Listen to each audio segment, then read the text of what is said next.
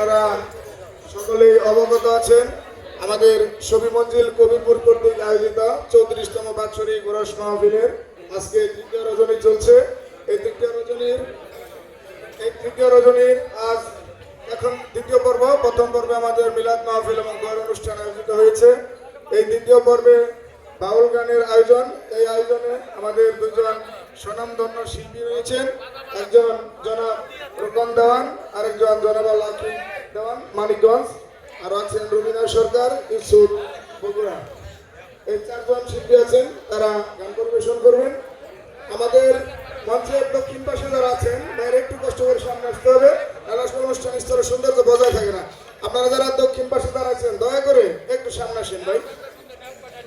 আপনারা যারা দক্ষিণ পাশে দাঁড়িয়ে আছেন একটু কষ্ট করে সামনে এসে বসেন, আমরা সাধ্যমতো বসার জায়গা ব্যবস্থা করেছি।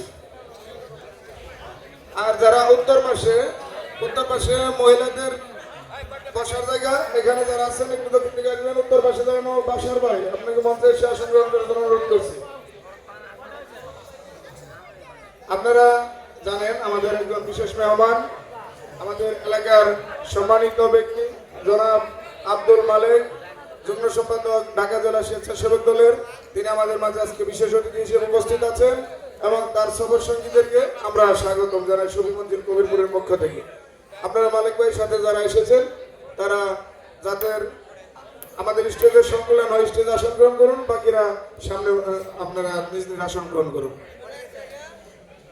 সম্মানিত সুধী, আজকে আমাদের এই বাউল গানের দ্বিতীয় পর্বে উপস্থিত আছেন আমাদের শফি মঞ্জিল পরিচালনা কমিটির সম্মানিত সহসভাপতি জনাব আব্দুল মজিদ শিকদার, আমাদের আরেকজন সহসভাপতি জনাব এনামুল হক বজলু কাকা,